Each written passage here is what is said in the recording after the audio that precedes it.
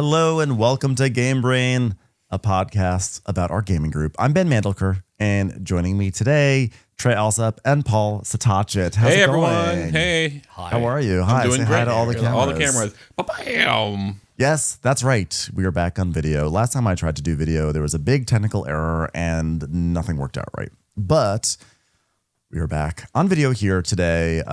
We have a wonderful YouTube channel that we're trying to nurture. Go check it out, Game Brain Pod on YouTube. We also have a Instagram, which my bad, I'm in charge of it, and I have not been watering those flowers. But I have some nice pictures of March of the Ants and Indonesia to come. So check that out. But follow us on Instagram at Game Brain Pod, and I promise to be more active on our social media. In the meantime, today we are here. We're going to be doing a review of Secrets of the Arthurian Knights. Or maybe Tales. Tales. Why do I keep saying Secrets? I don't know. I know, because you're a man of secrets. It's a secret. Tales of the Arthurian Knights, which is a sequel, reimagining, rebranding of Tales of the Arabian Nights, which came out many years ago. So how are you guys doing? What's going on with you, Trey? How's life Just going? Been doing a lot of gaming with my friends here, so that's been a Yeah. welcome relief after kind of the desert of the holidays. Yeah.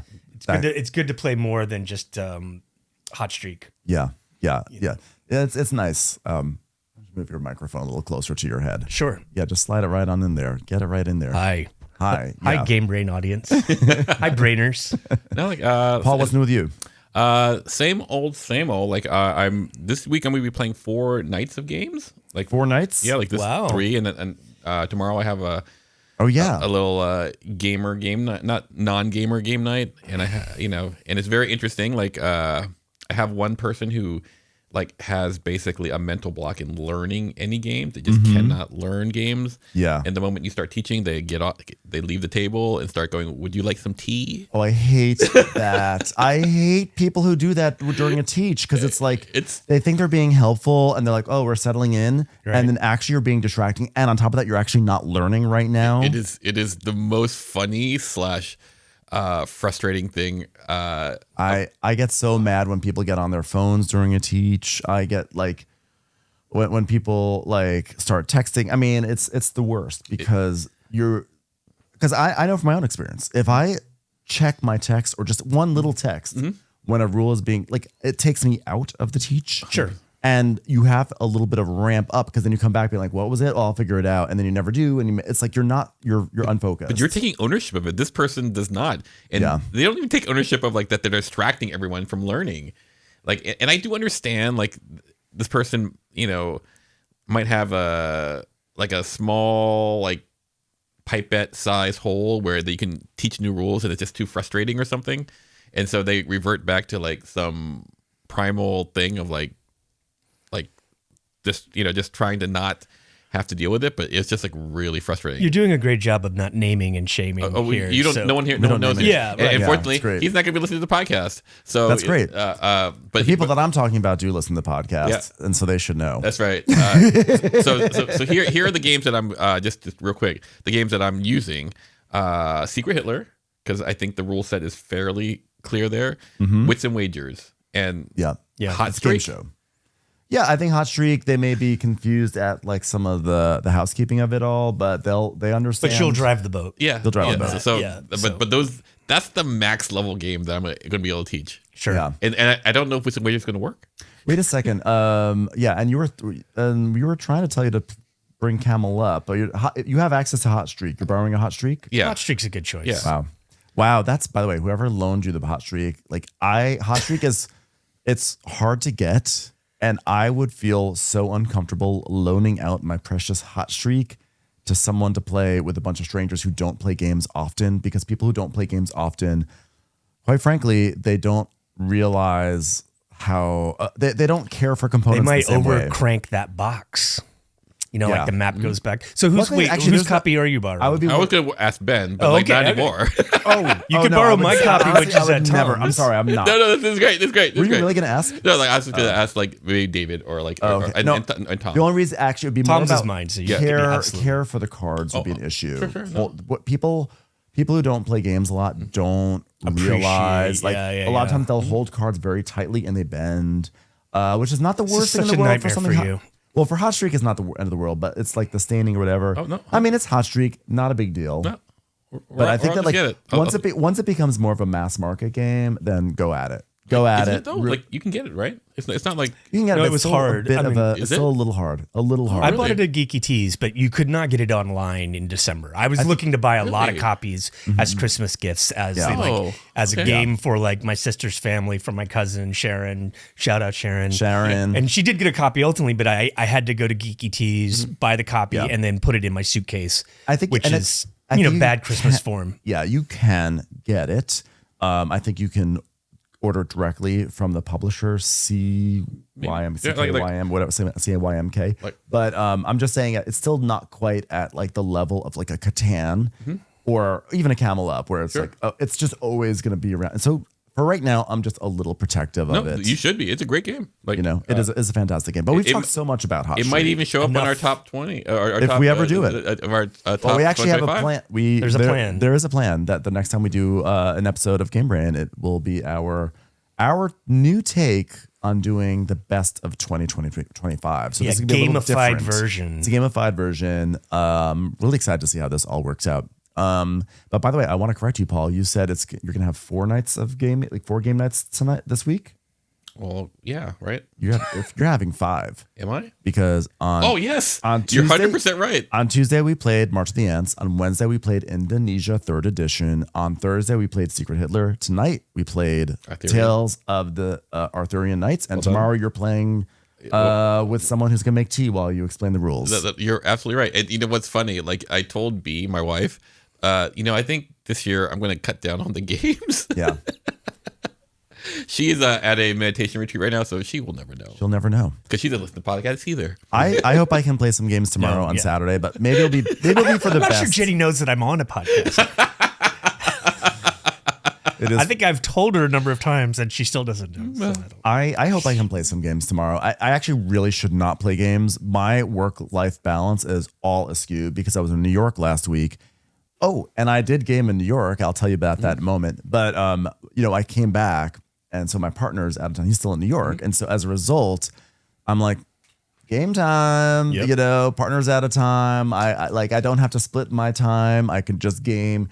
And so I'm doing that. But as a result, not doing the exercise I need to do, not cooking for myself the way I need to. It's like, so I get out of, it's dangerous when I get into super gaming mode because everything else falls out of whack. And maybe we should talk about that someday, about like that balance, because it can be really hard with game like that. That game life balance. The game life balance, because you feel this urge to like, I've got a game. There are not a lot of windows. I've got these games I want to play. I bought them. I spent the money. I got a game. And then next thing you know, like I've got a Peloton, which by the way, for people who are watching on video, what's click on the affiliate link for the Peloton. We have really amazing production design here, and not only do we have code GameBrainBike. Code GameBrainBike. Not only do we have some beautiful fake plants here, but we have a stunning Peloton in the background of my shop today because my home studio does not really accommodate 3 cameras, and so here we are, Peloton.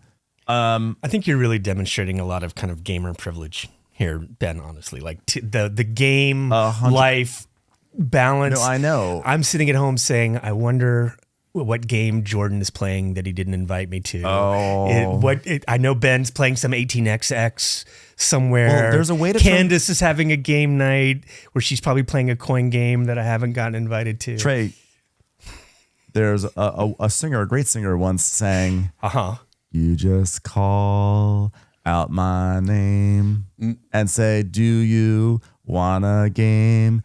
And I'll be there making you mad with the rules that you don't like. Actually, I think Trey's response would be, never mind, I'll game with someone like you. Never mind, I'll game with someone like you. Your turn to make a music pun, Trey. 3, 2, about being left alone. No, I mean, I appreciate the invites I've gotten, and I also this is all not that I'm having a huge problem with this, but it is a problem of my own making. Is that you now have a pretty good sense of my taste, and I may contest it sometimes, but you guys are not calling me up to play an 18xx. No, I'm trying to get in on the possible Twilight Imperium rotation. Honestly, but Trey, you've got a core group there now. That, I want a larger and larger group of TI4 players. Yeah, I actually think it's good to mix I am not it up. Tom. I am not a TI4 hater. I think it's time. I think it's good to mix up different TI4 groups. So I'm not opposed whatsoever. Well, you brought us in for the newbie night. We had a newbie night, and you enjoyed that, right? Yeah. But you enjoyed that, but you haven't done the full night. And I'm not afraid of you having a meltdown at TI4 because here's the thing: is that everyone has a meltdown at TI4. Right. So you having a meltdown is no different. It actually is the perfect place for you to have a meltdown. I wouldn't say that everyone has it, but I will say that it is not uncommon. There's not some uncommon. repeat offenders. Some recidivists. We have different versions of a meltdown. Yeah. But anyway, we've talked so much about TI4. Okay, right. Enough of the two. I will say, let's talk about some recent plays. Sure. Because they're, like we said, they've been gaming all week. Let's go all the way back to Tuesday. Let's talk about a game that actually is very similar to TI4, Twilight Imperium. Compressed, smaller in scale, teeny tiny. What if you took TI4 and you added an AN at the front of it and took off the I4? What would that spell?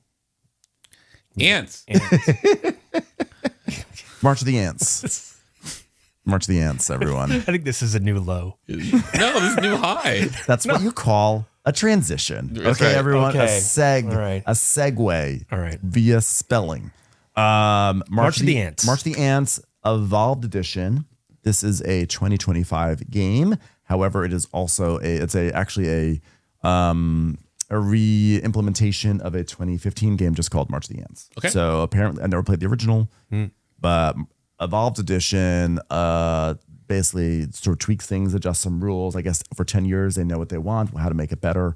And we are playing as ants. We're rival ants in one big underground colony. Yeah. The way that you explained it to me was you said it was an ant 4X game. That's 100% what it is. Yep. 4X, explore, expand, exploit, exterminate, and you do all of those things in this game. And it is a 4X game. So there's confrontation, there's area control, there's all that stuff. But it's in ants. And in fact, it's an extremely unproblematic way to express the 4X gaming concept. Is because this is what ants do, you know? Right. So we get to play colonizers of an ant colony. Ant colonizers. It was the three of us. Also, friend of the podcast, Chris, and also Jordan. Trey, what did you think about this game? Was this like just sort of initial thoughts, since it's obviously not a review? No, I thought it was a lot of fun. Like, it's important to know that it's a 4X, so it's going to come with all of the things that a 4X kind of like that delivers on, and may drive you a little bit crazy because it is bashy. A lot of the games can be played above the table in terms of the social engineering of trying to avoid getting targeted by your opponents and shifting them off on other people. But like, it played fast, and like that always seems to be like one of those kind of like grail concepts in board games, is like, what's a 4X that plays fast. Yes. Under 6. Well, it felt like a very brisk game, which is funny because I think we started at 7. Well, we gathered around 7:30, then we probably started around 8 or 8:15, and we finished around 11:30, which is like that's like pretty about good. 3 hours and change. Pretty good. The game is often billed as a 90-minute game, which I don't see how that is.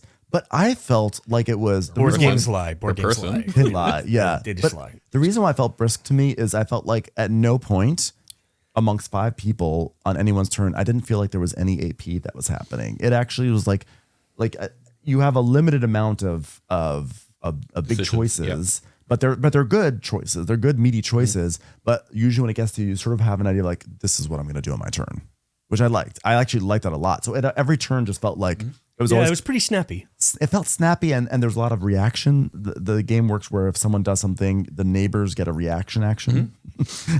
And so so you're always kind of like, you need to anticipate those. And you have to also try to time your actions that way people don't get the benefit of the reactions, etc. But it's positive. Like, it's generally just get this, move this if you want. And that winds up making it so you're kind of interested in other people's turns. Yeah. Now, as simple as that. Like, then now you're focused. Now, it was very breezy. I felt it was a very breezy game. We all felt it was very breezy. Not everyone at the table felt like it was breezy.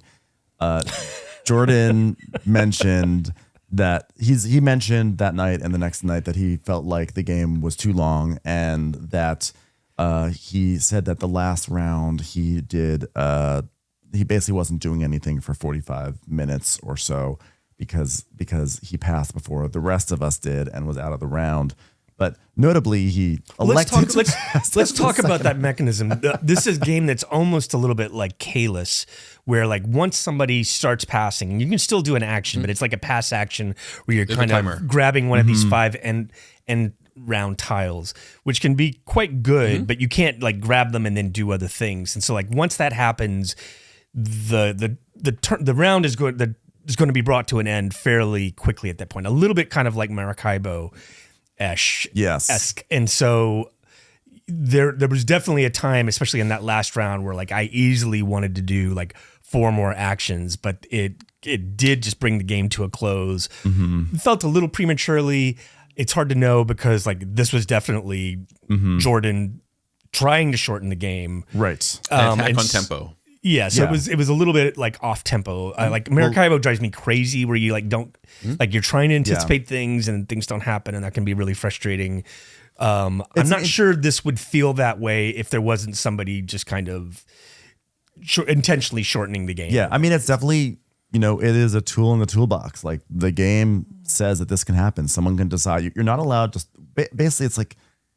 If you decide you want to pass for the round, you take what's called a rest action, and then when you take a rest action, you get like a perk.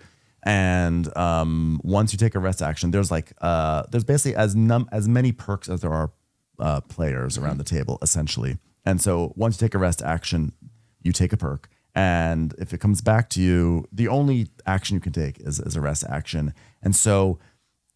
I think in most rounds, a lot of times what would happen is 1 or 2 players would take a rest action. They'd sort of gobble up all the perks. And once all the perks are gone, the round is over. So the moment that someone takes the rest action, the round is on a timer. Like you don't have much time left. Yeah. And what was interesting was, so in that 4th round, we went into it. Well, we were, attacking each other a lot, the 4 of us. And Chris, who it's that kind of game. Yeah, it's that kind of game. We're playing the game. Yeah, like it was ants, like attacking. Like that's what you do. Well, it's interesting because you can either attack or you can actually share spaces peacefully, which is a whole other thing. But Chris, while we were going at each other, Chris just was quietly like, I'm just quietly winning. Quietly just building up an army of ants and not bothering anyone, just gathering resources and doing very well. And so we went into the last round and Chris was the one to beat. But then once Jordan started the rest actions, we didn't have a lot. Basically, it was like this is like, okay, Chris is going to win at this point. Like you didn't have enough turns to like catch him. Yeah, so we had to like. Well, I tried to do something about it, but he defended himself ably. So but that was actually good. I thought that was a good resolution of like. Chris was like a clear leader. We tried to focus our efforts. I was especially interested because I was kind of a near second, whatever, and he successfully defended against my. Do you think you would have been able to have done a real challenge to Chris if you'd had more time? Hard to say. Yeah, it wouldn't have been necessarily so aggressive. I could have like allowed my engine to play out more. But I think it's good design. Like in the earlier rounds when that was going on, it's kind of like once somebody took one of those rest actions, it was like, okay, I have 1 more action, maybe 2, but it's time to wrap it up. And that was a little bit different than the last round played out. But like there's plenty of these games where if you don't have something like that, like there's that's one of those really consistently feel bad things. It's like, okay, I'm done. Right, like and then somebody, and like this can happen in Terraforming Mars, where like I'm done and another player still has just 8 to 10 actions going.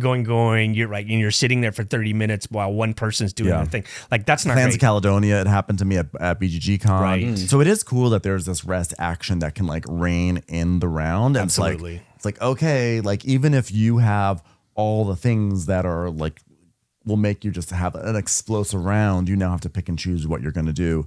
And for sure, for me, like, I was behind the whole game, and I was sort of doing I was doing the long game strategy. Mm-hmm. So when Jordan pulled the ripcord and said, okay, there's going to be like basically up to five more rounds before this game at most before this game is over, it was a little bit of a feel bad moment for me, because it's like, oh, we're building to this climactic fourth round, and it's kind of like, no, sorry, you don't get to like see the fruits of your labor that you worked all game because one person's decided they want to speed up the game. And so like there's actually strategy. I mean, it's a feature of the game, but it's like, I was not anticipating that. If Jordan was winning and he did that, would you be upset?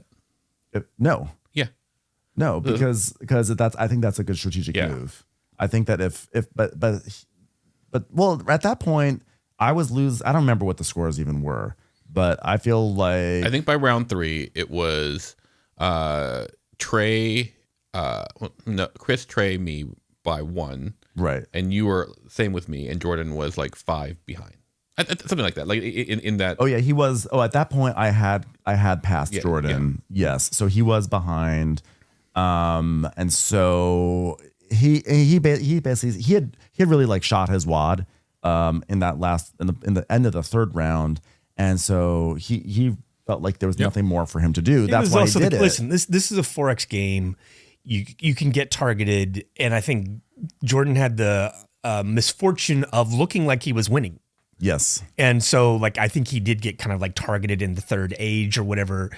He went and went into a bunch of hexes in that. Yeah. Okay. I definitely attacked him, and he specifically is like, you were attacking the wrong person, and I still don't know whether that was right or wrong. I felt like it wasn't the kind of thing where, because of the nature of the expanding colony, you don't just get to attack anybody. Like your position on the board matters, as it does in a 4X game. And so like he had been effectively knocked out, and that's the nature of 4X a lot of times. And I think things like king making or that type of thing, I think you have to have more leeway for it in those type of games. Yeah. Like, because everything you do is really going to impact someone. It is kind of like knock off the person at the top of the hill, and you just hope that you're like at the king of the hill at the moment when the game ends, right? But the thing is this: what Jordan did, that's the game is designed to have that. Like, sure, it is what it is, and so you have to anticipate it. But I did not anticipate it happening so soon, so it caught me by surprise. The first play, and I was like, oh, okay. But I was like, I'm pretty sure I'm out of it, but I'm just gonna rally and try to shake trees and see what I can do. Because also in these games, people make dumb decisions. Like mistakes. They call mistakes. Yeah, mistakes. People do things that you don't expect, or things pan out in ways you don't expect, or you get a card draw, and you never know what openings may happen. Mm-hmm. So I was, it was a nice preview for our game of Indonesia later in the week, because that ended up being a very major question in that game.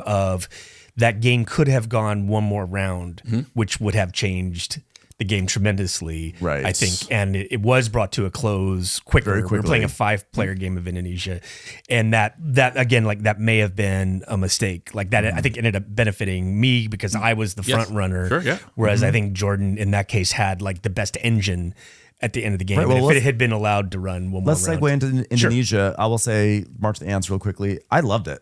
I thought it was awesome. I thought it was so fun.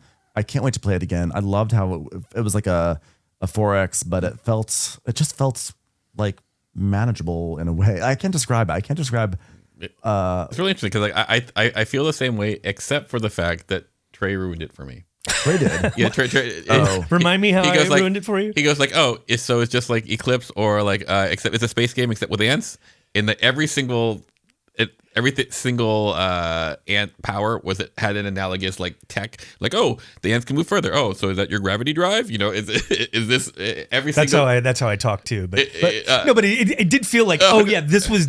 That's not absolutely a space game at some point, and just got the ant retheme. No, but I think that actually is a bet. Like, I love it. Like, if there's actually wormholes in this game, so you can go from one place to another. And I almost feel like that was the starting point. Yeah, wormholes. Exactly. It's like, what if these were literal wormholes? Like, it's like that's like hilarious. I actually think like, the fact that this is clearly, it could have been a space game, but instead it's ants. I think that actually doesn't ruin it for me. That makes it so much better. Yeah, for me, I was going like, I can't not see every single parallel, and I'm like, it was just hilarious. So rather than focus on the game per se, I was going like, oh, it's like it's a complete reskin, and yet there's nothing. Like, but it works so well. Yeah, 100%. I'm just really glad it amused you because I was really concerned that I was just being pedantic. Oh no! But also, I felt like pedantic. Yes. Pedantic. I am actually very excited to play like many more games of it because you have sort of the fun aspects of TI4, but it's something you can do on like a weeknight very easily. And I felt like there was so much more that we didn't get to or explore. Like our map 100%. was pretty small. We didn't explore a lot of types of battles, and there's just a lot of different things. What we did that was very interesting was we did not grow out the tiles. We need to play it again because we did not really expand the map as much as we should have. I was definitely whining mid-game because I felt like some of the tech cards were like randomly slamming me, and not even a way that was intentional. Like we kind of accept that certain tech cards is like, oh, if I'm actually targeting Trey with this, then it's like, well played. But this was more like, if someone just happened to have the bad fortune to have a larva strategy, then this is going to hurt them the most. Well, Jordan had some sort of ability that like he would, when he did a certain action, he would steal our babies. Steal our larva. He would whoever had the most larva, he would steal a and I had a really strong larva engine. And Trey had like a big larva thing, and so but also people were tied like. They both lost larva, so like it scaled up with the number of players. Was like, really powerful. Jordan was the baby stealer of the table, which was hilarious, and you were not happy about that at first. And Trey had a baby meltdown. I did. I needed to change. I needed to change my baby pin. But that sort of precipitated maybe like the attacking as a result. But like between a man and a larva. Any 4X, like you have to be okay with people melting down. Like, for whatever reason, like, and I think like you see it, you go like, okay. Yeah. And the question is like, can you spin out of it? Yes. That's the real question. The question is like, because if you can't. My meltdown was not the first meltdown mentioned in this game. So that's a minor victory condition for me. Exactly. But I think it's kind of guaranteed if we play a 4X, there's going to be someone's gonna a feel moment. But but I feel like the meltdowns in this game don't hit as hard as like in a TI4 meltdown. And partly because like it is 3.5 hours. Yeah, right. Can't possibly be as deeply invested as like 13 hours. Like, and there's like a good amount of whimsy in the game because it's like ants, and like it's weird because you feel like there's like little facts about ants, but there's also an element that's sort of whimsical, like ants exploring the meadow, So and beyond the meadow. Then we go over to Indonesia. Yep. So 3rd edition was just released. By Splotter. It's pretty. They made a bunch of quality of life updates. The rules are the same, but it's this gorgeous new edition. Like I'm glad everyone enjoyed it, and because like I've always, whenever we have 5, I go, let's play Indonesia, and whatever the response is, the subtext is, shut up, Paul, we're not doing that. And I'm going like, and like I go. You need to remind people that like it's one of those weird games where when you play it at 5, it's much quicker than when you play it at 4, or especially more than 3. It's so inversely proportional. Yeah. So it was a real sprint. Yeah, it was faster than ants. It was incredibly fast. I didn't know that. I did not anticipate the tempo. I've only played Indonesia 2 times prior. One time was the famous aborted session where in the middle of it. People decided to get COVID. Jordan and Matt suddenly tested positive for COVID, literally in the middle of the game. Yeah, because Matt got a call like, by the way, I've got COVID. So Matt did a test, and we COVID hit Indonesia that day. But I'm a total novice when it comes to Indonesia, and it's one of those games though where like if you do not play it kind of like immediately, all of that Indonesia, what you've learned. Splatters anyways, like you think you've learned something and then you play it again. It's like, oh, I was much worse this time than the previous time. No. What did I do differently? I don't know. It's a splatter. I have a hard time reading that board state, and that's not a critique of it. It's just like, there is, I think, a learning curve of being able to look at the board of Indonesia and see what's going on and be like, this is where the growth is going to happen. This company's in decline. This has to go here. This would be a good place for emerging. And on top of that, like the tempo, I was out of the tempo. I didn't understand the tempo. I mean, I started like I went last, and I was. Some would argue that I was out of the game right from the beginning, but I just refused to ever play a game in a fatalist way. I'm like, I'm just gonna try my best. Like in the board state, like the way things laid out, 5th was a harder. It was a harder start. But I felt like I made some inroads mid game and things were going well, but I didn't upgrade my slots, which is, for people who don't know the game, we should probably talk about what the game is actually. Yeah, right. Let's actually do a basic explanation. On my calamitous play. Yeah, go ahead, Trey, tell us. So Indonesia is my favorite splotter. And the basic concept is, imagine the extended map of the archipelagos of Indonesia. The whole country. Of the whole country, but it's a 20th century game in which kind of like industrial expansion is coming to the region. And so you kind of start out with nothing, and then the region kind of explodes, and it's played over 3 ages. But you're starting out by growing rice and spice, and then into the second age it introduces rubber, and you can combine your rice and your spice together to make prepackaged dinners. And then in the final age they introduce oil, and so you've both got cities growing there, but you're kind of playing an 18xx game of stocks, where you have these different companies, and your number of shares in the company is represented by the actual number of regions on the board that you can control.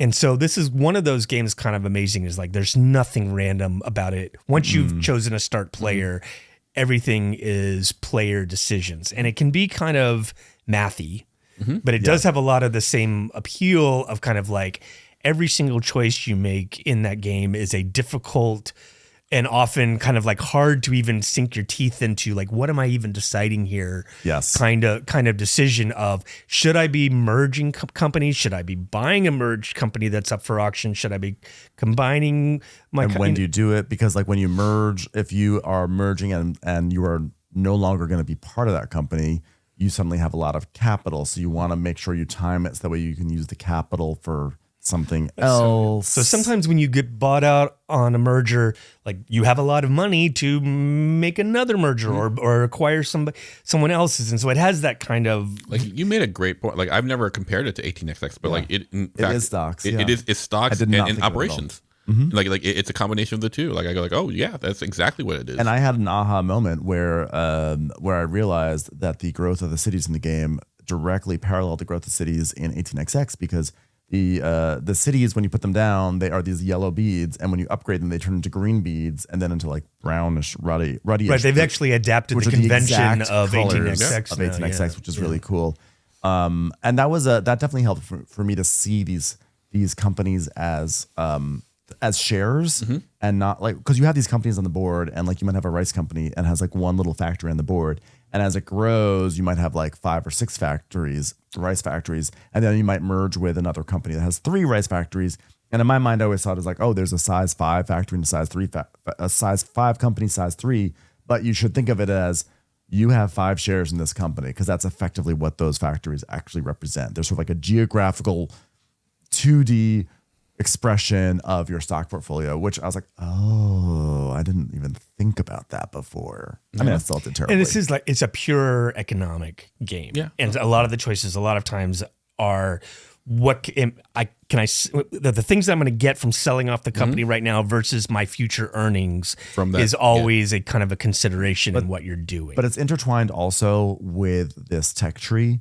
And I think that there's like the simplest tech tree ever. It's a simple tech tree, but like timing when and where to move up on that tech tree is so critical, because I was in my game, I was doing okay. And then I needed to go up on the tech tree in like maybe slots, which basically says how many companies can you control. And I didn't do that. And I had all this cash, and I wanted to spend this cash to either get a new company or to bid on a company that's being merged. And I couldn't participate in any of it because I didn't have a slot to put that new company I could have acquired, which also meant that I spent the last 2 rounds of the game effectively doing nothing. So that was like 90 minutes, but it was so fun just to sit there and watch and like make little commentary, and so like, and I tried, little things here and there. But you have to like, the game is brutal. Like you have to like manage things. Otherwise you're out. Like you'll never, like, I don't think you can do well first game. Like there's like if you're playing with people who have played it even once, right? You're going to be, there's some tempo things that you won't understand. Yeah, and that's fine.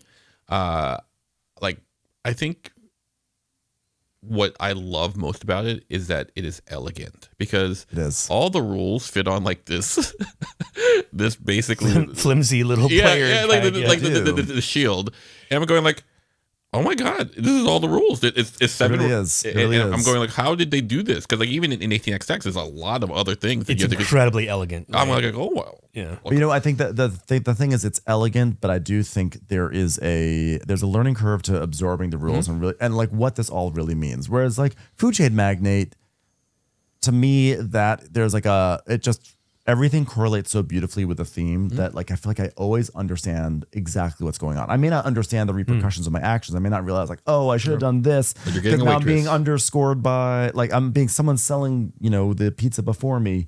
But I always know, oh, I'm setting the price of pizza at this amount, which means that if I sell the pizza, I will make this amount. But with Indonesia, there's like this trickiness of like, I'm building out this company this size, and maybe I can merge it this way so I can get this money that maybe I can invest in a new company that's coming up, or maybe there'll be a thing and maybe I can buy that person out. And like you have to like, it's like 3D chess. And right. And like we've played the game a few times here, but like to play the game well, it like there's an incredibly high skill ceiling on this, because like we haven't really even talked about shipping. Yeah, like there's shipping companies in addition to like the actual things that make goods. And so things like where you place the cities, how, what mergers you force, that's all kind of really difficult stuff to grok at all. And if you're going down a shipping route, you want to like make things difficult for certain shipping is actually the thing that's easiest to grok, but it's also, I feel like, the hardest thing to really like play well. To hit the landing. You need to manipulate the board more. Yeah, because the thing is,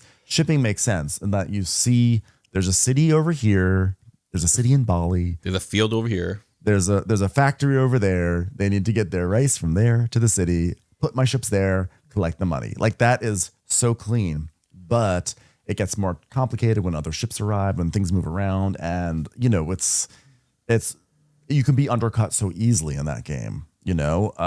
And so it's really tricky to master it, but that one is the easiest part. But I have to say, just in general, I love a game where certain players may find that they're in the role of the infrastructure, and certain players are in the role of like the producers. And so like I love that Paul may like make some crazy rubber factory, and then I take advantage of that by providing the lane for him to sell it. And when games provide an ecosystem like that, I'm obsessed with it. That's why I reacted very positively to this game Shinjuku, and that's why I reacted positively to other sort of shared infrastructure game, or even Hegemony. Right. And that like it's like, oh, Paul makes a company, I send my workers in there to work it. Like I love that when that happens, and Indonesia does that so well.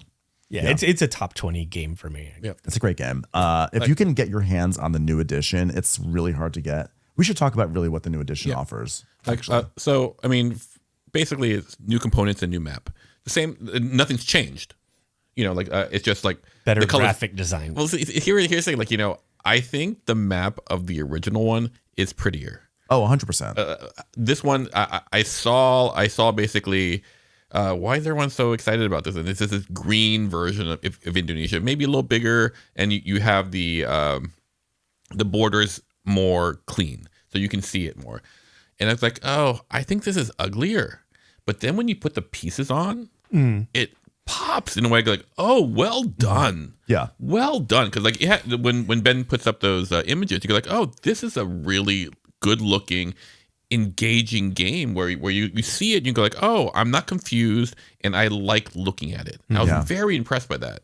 Yeah, I mean, I think that the new board is still very pretty. But the original one, I think, if I remember correctly, had the look of like an old map. 100%. And it was gorgeous, but there were so many. But it was it had a Spielworks look to it, where it was like beige and browns, and then you were putting a lot of kind of desaturated chits on top of it, and it felt fiddly as hell. Yep. Yes. And it's still in danger of being fiddly, but like one of the additions are these little spaces that represent the cities that both demonstrate the capacity and also like raise the chits up now in a way that makes them indistinguishable from the actual plantation And you can also spaces, just sort of which was always see- confusing before. Yeah, and like a level 2 city, it sort of like this arrow thing sort of has like two bulbous arrows. It looks like an edamame pod basically. Yeah. And so you're basically you stack the chits on each section of it. So it just really shows exactly what you need and organizes it and keeps it tidy. And it is still fiddly. There's still things like everywhere, but you can read the board state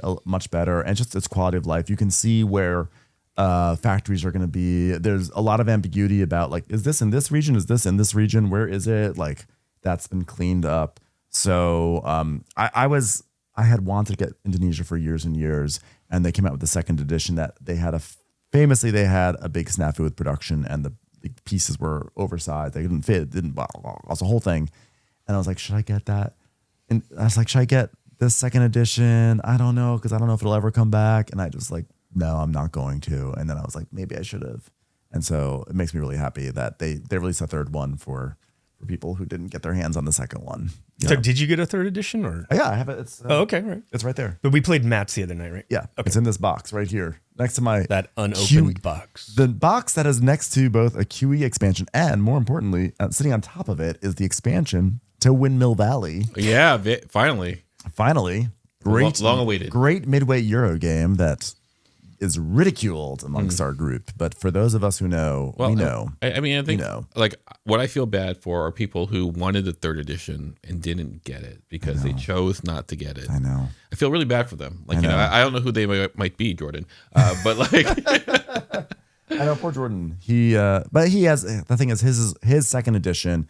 He did all the the souping up of it, and so it's like I get that too. Like, there was a new edition of Food Chain Magnate that came out that was all fancified and looked cool. And I was like, I just paid a lot of money on all these extras from Etsy. I'm not going to spend money on this other Food Chain Magnate. So I get it. Other games. I was in New York last week and I brought 18 Chesapeake and some poker chips all the way to New York.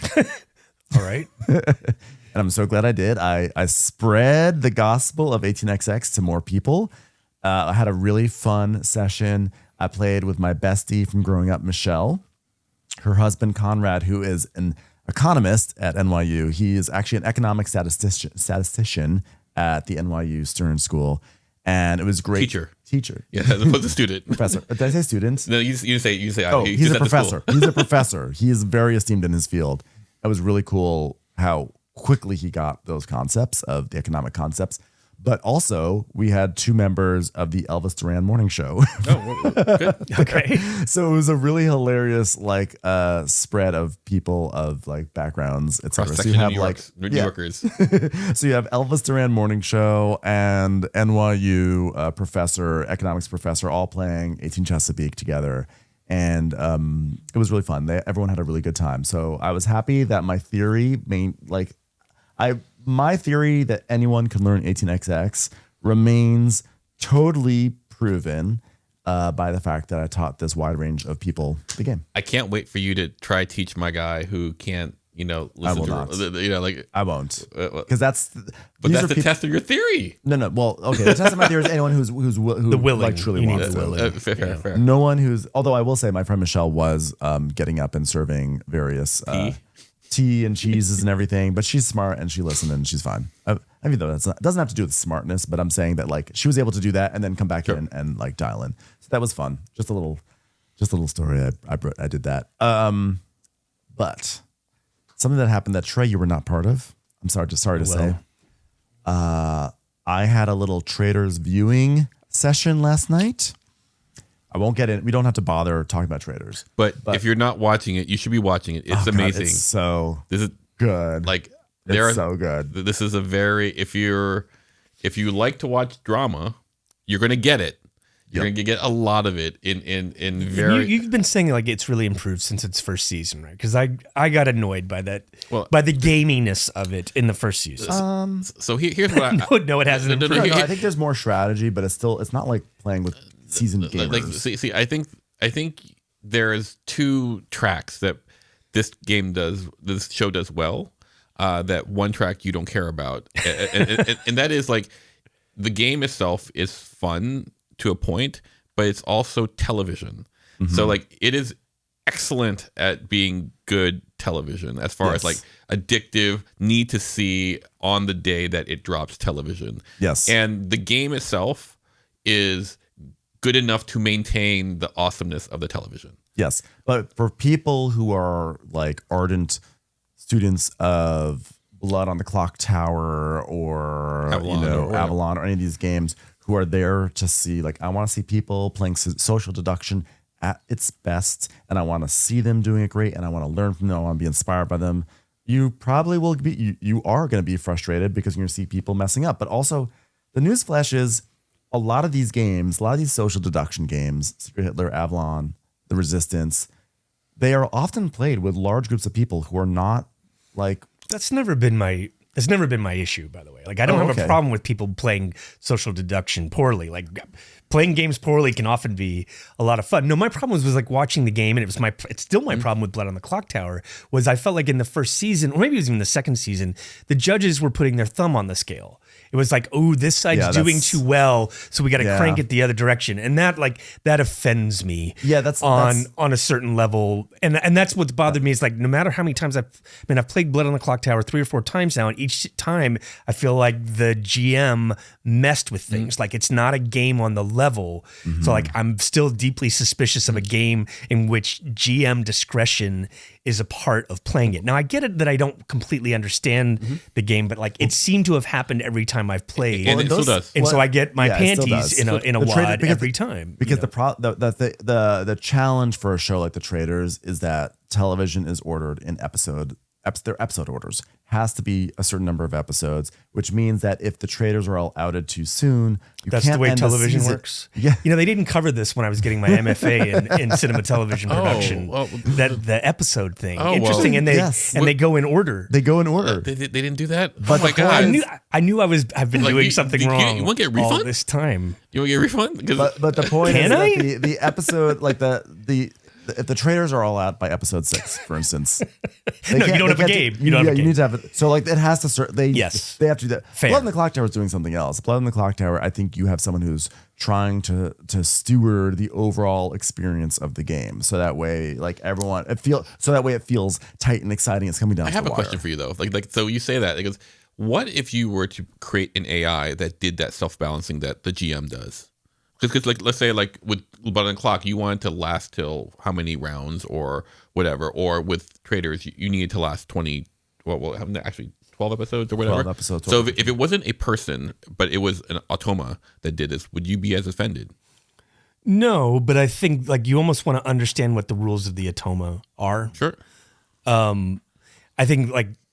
Again, using the episodes thing, like Blood on the Clock Tower actually does not need to run a certain number of rounds. 100%. Episodic television needs to fulfill it. And so that tends to be something that's innate in the design. Like if you're playing Survivor, you have 16 people or whatever go on. You know you've got 15 or 14 episodes, whether you eliminate 2 or 3 in the final one, but like every single week somebody's going to go away. Great British Baking Show, you know exactly how many things it's going to be because that's part of the design. And Traders doesn't have that. Right, so you have that feeling like you can get caught up on the idea of, not caught up, but like it is annoying that like if the faithful are doing really well, that production's like, okay, well, guess what? This faithful has to become a trader now because we still have to reach episode 12. But anyway, we're actually not here to talk about the traders. This was a preamble. We're not here to talk about that. But it's great television. It is great television. But what I will say is when Traders is on TV, I am yearning for social deduction because watch this show. I watch it fervently, rabidly. I'm on the social media. I am like all about it. We talk about it on Crappens. And there's so much of like, what they need to do is this. What Lisa Rinna needs to do is she needs to look at Colton in the face and say, like, I was a housewife, and how dare you say this? How what it was like. You were on The Bachelor, and people had expectations of you before you came out of the closet, and now you're putting those expectations on me. Blah blah blah. And we say this, do this. Colton would have done really well if he hadn't been so smug. You got to go up to someone and be more chill. And like we have all these theories, and then you really want to play social deduction to be like, let's put these theories to the test. How much have I learned from from talking about what it should be? Yeah. How can we do it? So we watched this tremendous show, and there were 6 of us, and afterwards we immediately set up a game of Secret Hitler, which was just epic. So it was Paul and I, as well as friend of the podcast Stacy and John. They are a couple, long-time couple. It's important to know this because they're a long-time couple. This is part of the setup. We have Judy, who is like very understated, and we have Wole, who is a television actor. And so we have a variety of personalities and extroversion, and it was so fun. And so I'm a liberal in the game. Liberal is like good guy, faithful, etc. Fascist is the bad guy, but that's just the game. We're not saying we're not making any judgment, right? Paul? This is just the game. The game says it's not us. So I know I'm liberal, obviously, and I'm getting the sense that Wole.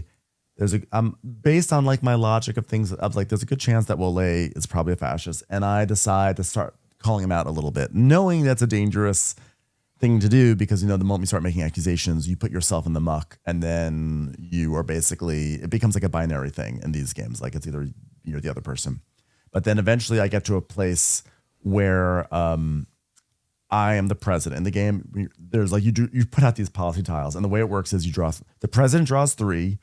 You discard 1 tile, and then you give the 2 tiles to your chancellor, and the chancellor discards another one, and the last tile that remains is going to be a policy that you enact, either fascist or liberal. So to test Wole, I hand him a choice, fascist or liberal. He has these 2 policies. If he's liberal, he's going to play the liberal policy. Right. If he's fascist, he's going to play the fascist policy. So I hand it to him. He looks at them, and he just sort of laughs, and which you're not even supposed to do. He laughs. He looks for a moment, a long moment, and he shakes his head. He discards 1, and he puts out the fascist policy. At which point, I was very chill, and I point at him and go, "Fascist! J'accuse! Fascist!" It was the most chill thing. I mean, part of it was like I kind of wanted to go for it. I wanted to be big. Because I also thought that Wole taking so long, like if you have 2 of the same, because he was like, I was handed 2.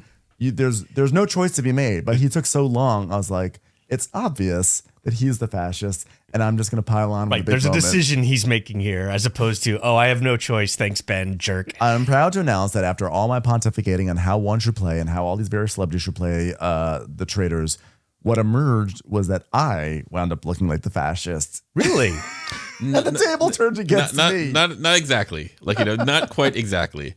So what happened was there gets another point where Wole gets to kill someone. And Ben goes like, "Hey, just so you know, there is a good and a bad in there." And like Wole decide to use the bad to shoot me.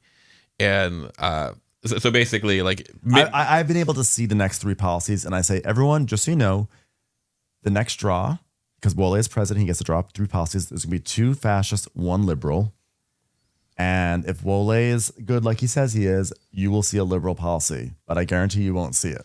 Right? And we did not. And then like Ben dies. You have to ask, "Are you Hitler?" Ben says no. And then we go, Wole, was there a liberal thing there? And he goes, "Yeah, I just wanted to kill Ben."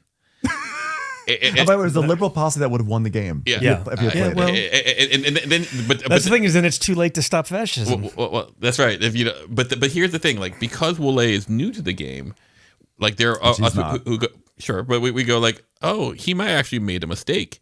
And the right. Oh, right. The old, is he evil or just doesn't know how to play the game at all? And like, had he gone like, "No, Ben lied," I go like, I might be suspicious of him. But like, he didn't. And he goes like, "No, I could have won the game, I guess." Well, really? Oh, well, I didn't do that. To kill Ben. And Paul, that spoke to Paul. Like, it was like Paul's love language. Oh my God. Well, Paul was like, Paul literally does a. So Paul is a fellow liberal in this game. Yes. Yeah, and so Paul falls for it, hook, line, and sinker. Yeah, like, because who do that? Who would really like who would admit? Who would admit that like, yes, I could have won the game, but I didn't realize, and so I just I to me, I it sounded like the oldest fascist. But actually, if you really think about it too, we didn't talk about it. By the way, we spent an hour after the game, all of us That's talking great. about it. That's great. Because we're all on high. We were all laughing. It was great. But what was we're all high on fascism. But what was also funny though, if you think about it, we didn't address this, and I didn't think about it till right now, because I had said exactly what the next 3 policies were. Wole saying that those were the next 3 like, oh yeah, there was a liberal in there, actually verifies what I said. And I think that if I were a fascist, I don't know if I would have said that there's a liberal that would be coming through. And so it actually, what Wole did was confirmed that I was telling the truth in the situation. Like, but no one cared. Yeah. So my like, I look at this and I'm like, oh, we actually could not win. Because like there was one person who could not believe that her partner was a bad guy. and who are we talking about here? But here's the thing. This was Stacy and John. Yeah. And I was suspecting that John was a bad guy. Like, I had suspected. I said it straight out. John's bad. Yeah. And I was like, I don't know who Hitler is. It's either going to be John or Stacy, because Stacy had been defending Wole, and I knew Wole was a fascist. He was this big, loud fascist. And then I was like, but John had done something weird earlier in the game. And I was like, that seems weird. And at that point, I was already dead. And I was going, and then I was, there was, and you can't speak when you're dead. You can't speak done. when you're dead. Can't speak? You know, once you're dead, that's it. You can't. Because there's only like 5 minutes left in the game at that point. And then Stacy has a chance. It was Stacy who has a chance to kill someone, because now another fascist policy has passed. And I'm like, who's Stacy going to kill? Like, is it going to be John? Is it going to be? I was like, and then I thought and then at this point, Judy got up to start setting up dinner, because we had ordered Mexican food. And I was like, Judy's Hitler. Look how she just got away from this. Like all this talk. I was like, Judy got away. I was like, oh my God, Judy is Hitler all along. And I thought she was really, really good. And Stacy killed Judy. And I was like, are you Hitler, Judy? And I was like, here it comes. And Judy's like, no, I'm not. I was like, oh my God, what's happening?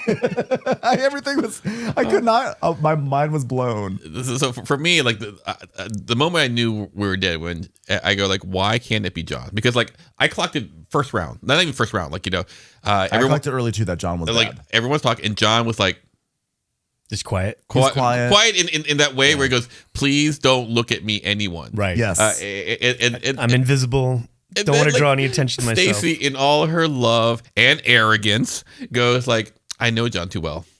And I go like, and so with this game, especially with these games, especially when the good guys need to collaborate, liberals. I don't want to say good, but like if one person is fixated on the wrong narrative, you're not going to be able to win. Yeah. Well, so ultimately, go ahead. John becomes chancellor. I think this was actually the government that killed Judy. John becomes chancellor, and Paul goes, "Congratulations, John!" Like thinking it's Hitler, and John's like, "I'm not Hitler." And we're like, "Oh my God!" So John's not Hitler. That's why I was like, "It's got to be Stacy or Judy." I was like, "Oh, of course, Stacy's acting like she doesn't know who to kill because she's Hitler. She's just waiting that way she can be the chancellor." Long story short, in the end, fascism wins out. And it was Wole who was Hitler. All and along. I was like, gobsmacked. He was playing an overt Hitler. Yeah, he was doing loud advanced. Hitler, which is such That's an advanced play. It was an advanced play. And he did it. Not only did he do loud Hitler, he did loud Hitler. And he literally said, I buried a liberal policy. And he still got away with it. No, it was great. It was great. Unbelievable. Like unbelievable. It was amazing. It cannot happen again because, like, he was given some grace because, like, oh, maybe he's not knowing this. Now he will always be shot first. But it was so fun. But it was a beautiful way to see the game like crystallize. But also, more importantly, it's not importantly at all, but it was more fascinatingly, for all the talk about this is what you got to do in this situation or that situation, it's amazing how much of it just goes out the window. Like there's so much coming at you. There's so much information. There's so many variables that like all this theory that we talked about, like I was barely able to follow any of it. Yeah, like it was because Ben and I were targeted immediately. And like I think I attribute it now to that we are more comfortable with social deduction games. You're the veteran players at the table. And so in that way, like that comfort reads as like knowledge. And knowledge means like you're bad. Yeah, people often have really fundamentally poor misunderstandings about like what certain things mean. Like you see this early on in traders. It's like, you know, people acting unsure of themselves or something could be an indication. Like, despite my criticisms of traders and Blood on the Clock Tower and even Secret Hitler, because Secret Hitler has some randomness to it, and that I don't love that. Sure. But we've had some great games of Secret Hitler, you know, especially with Alfred. That have been amazing. And I think one of the reasons I love those games so much and that we've played it Avalon hundreds of times is you learn so much. Like, I don't think there's any games I've learned more from than Avalon. Just about like thinking. Like, you need to be able to abandon your priors. Sure. You need to be able to construct a theory, start to test it out, and then really throw it away when it doesn't. But knowing when to do that is the hard part. That took a lot of reps.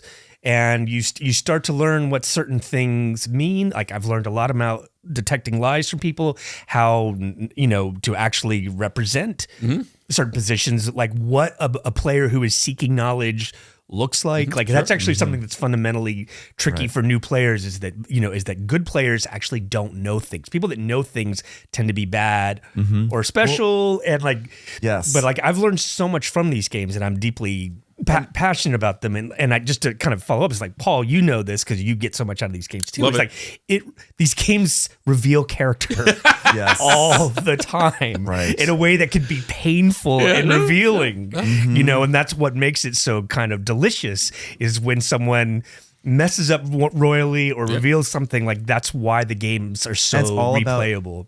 It's all about reading the room. Because for me, one of the reasons why I also started to kind of like be a little bit more vocal about, well, at one point before our whole like back and forth, I was like, just so you guys know, I believe that Wole is, when he was, I think, president at one point, I was like, I believe he's going to give me 2 fascist policies because those are the numbers. And either he's going to give me the 2 fascist policies because of the numbers of the policies, or I just feel like based on the people who I believe are good, there's a good chance that he is bad or whatever. And I knew it was a risk by doing that because you're sort of like immediately starting to point. But I also was like, it's important for me to show that I like be a little vocal, and because if I'm too quiet, I'm gonna read. You need like to, a if you're traitor. liberal and you have genuine information, you got to share it, right? Right, but like it's tricky because if you're too chill because you're gathering information, people might think you are a fascist.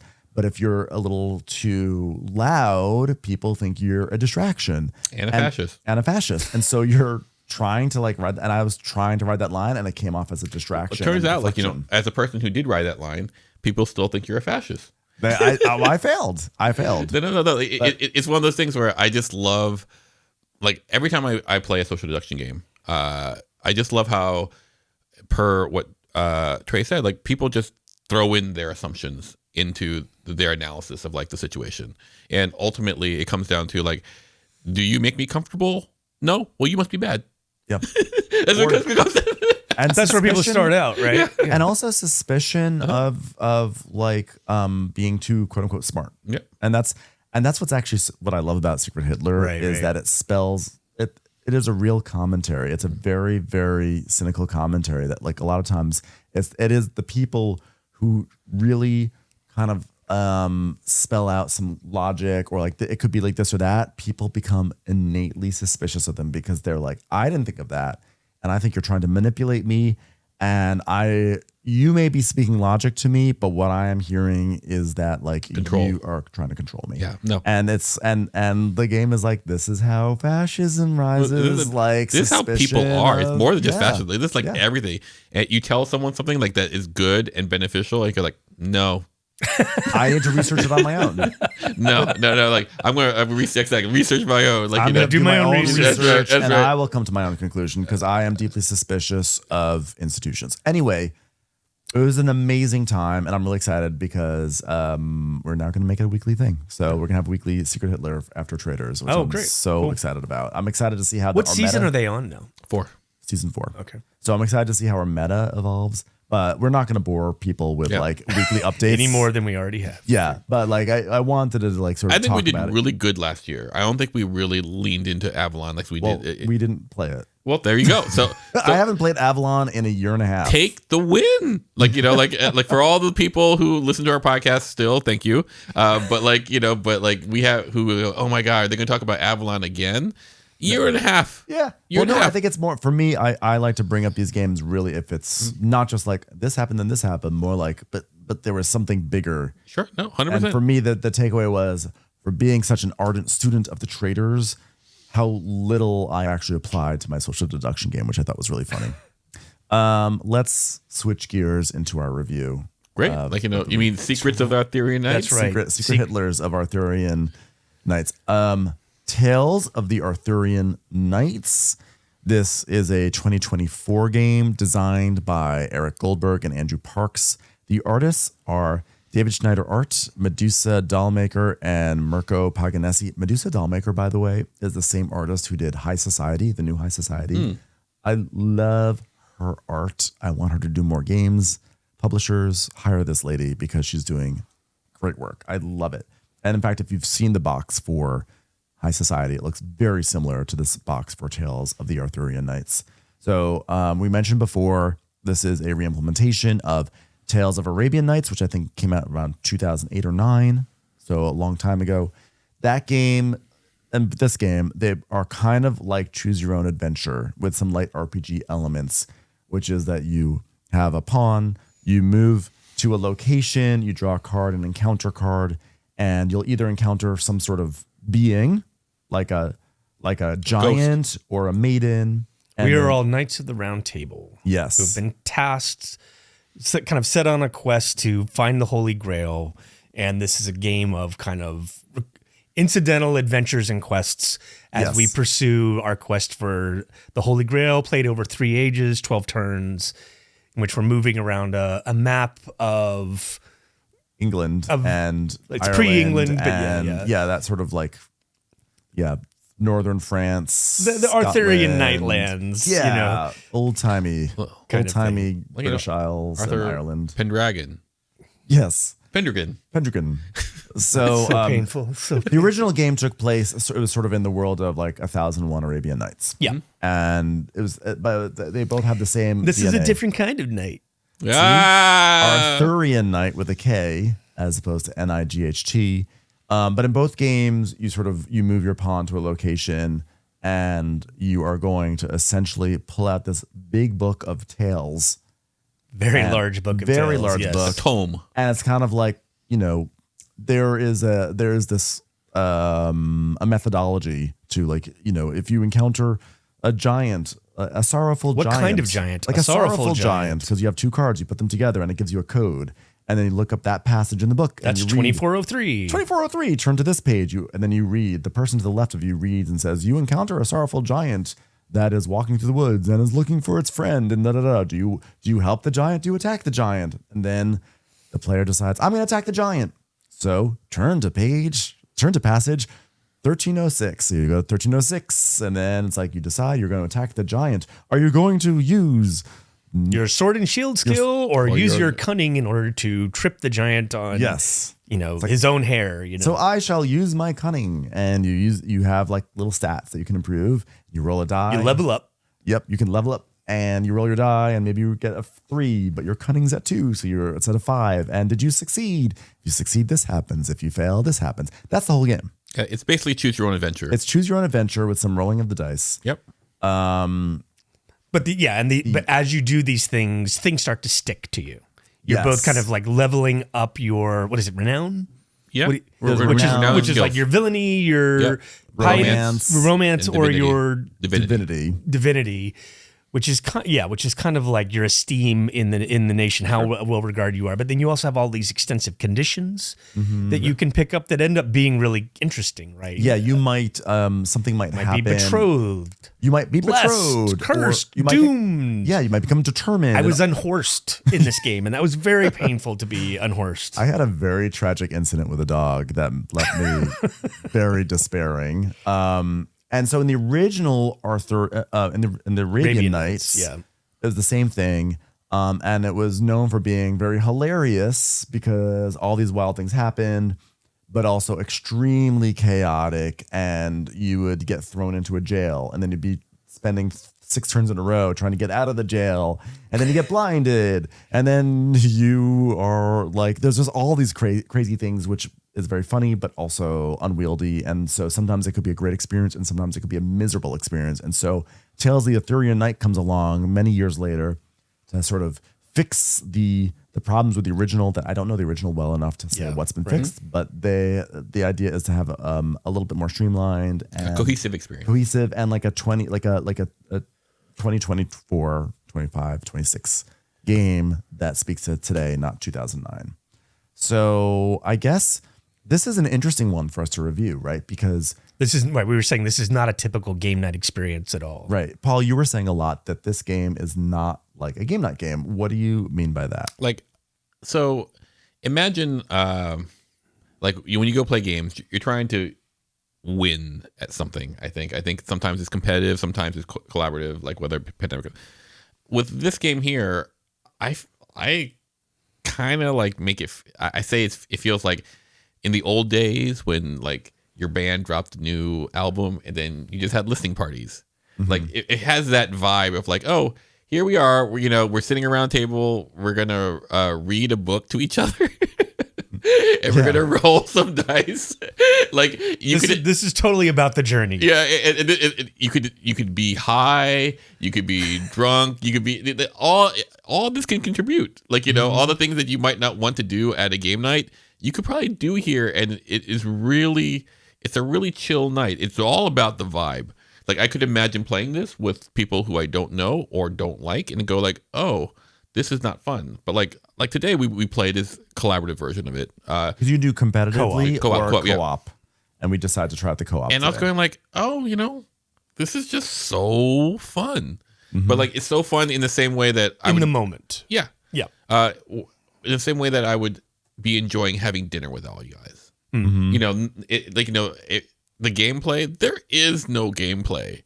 Like, you can make some choices like, oh, maybe I'm going to go up my cunning or blah, like, yes. Like, so it's not no gameplay, but like, it's very, you can min-max a little bit, but if you do like, I don't even know if it gives you the best result because so often the choice was like, what's the most fun? Exactly. 100%. Like we started off. I tried something that I wouldn't normally have done. Started off with accursed. I'm accursed. I'm like, oh, I have all these negatives. And normally like in a board game or something where the first thing you do, you get your kneecapped. You're like, oh, did I lose the game? Not once did I go, did I lose this game? It was just like, it was just me going like, now I'm walking around. I'm accursed. Yeah, we'll see how this affects the story. Right. At one point, I was an unhorsed penitent, I think, and I was like, "Oh, I'm completely screwed." And it's like it didn't matter. It didn't. Yeah, I mean, it was a pain, but it was like, and then it was over, and it was fine. I had a really funny story arc where, in Act 1, I basically became betrothed to this gorgeous maiden, like the most beautiful maiden you could ever imagine, and then she joined me and she was wise and wonderful. Well, you chose wisely.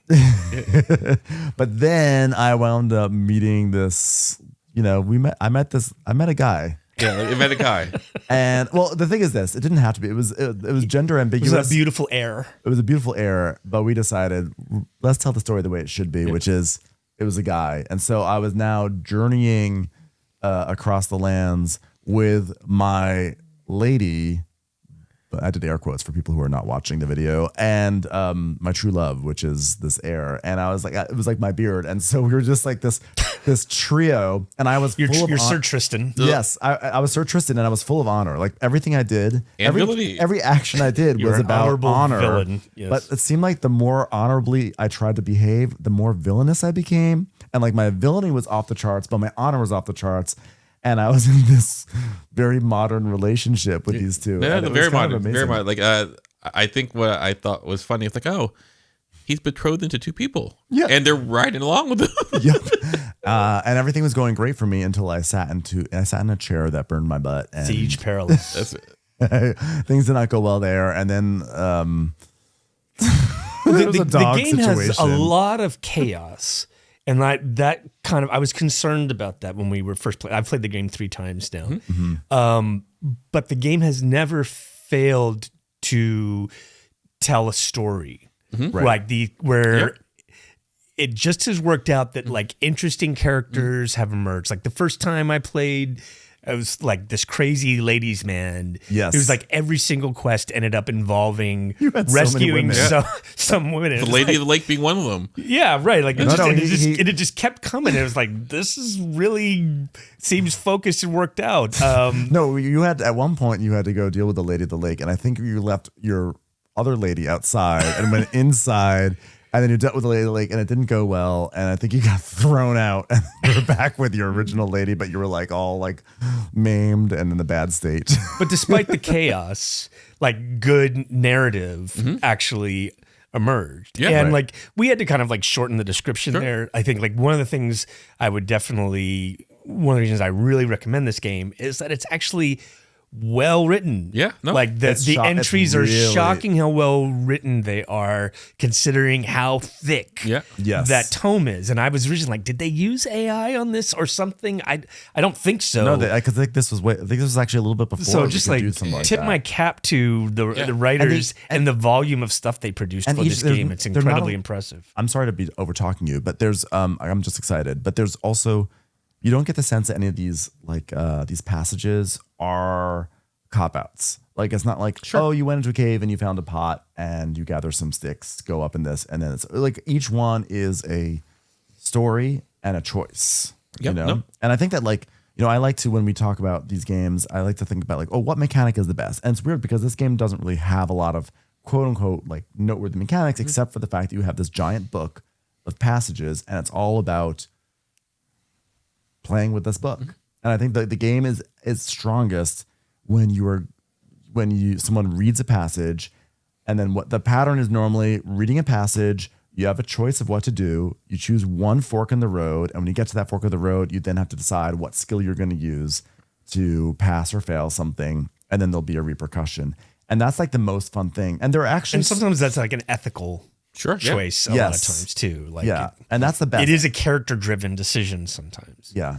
It's not just, is it a skill thing? It's just kind of like, am I consistently going to play kind of a goody two-shoes night, or am I going to lean, like you can lean into the darker side. So for me, like the first thing that I came across Oberon, he's going to try to depose the whatever. And so I go. The king of the fairies. Yeah. And so I go in, and then he has a knight, and he goes, do you help Oberon kill this knight?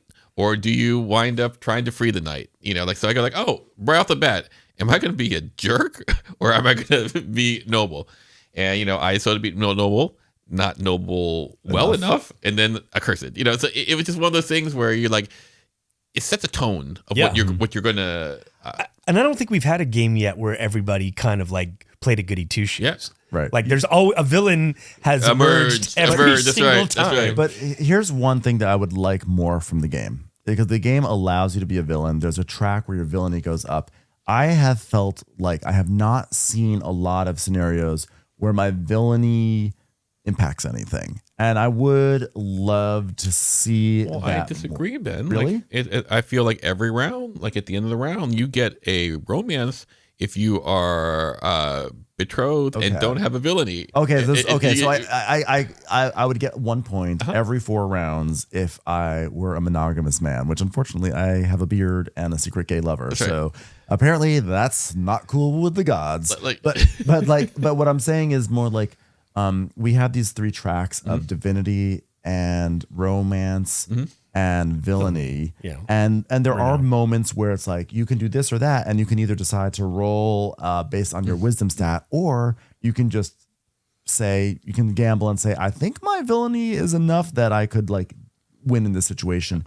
And I kind of wish there were a few more checks on those 3 stats of divinity, or like maybe we enter a scenario and it says, if your villainy is above this stat, like this happens automatically.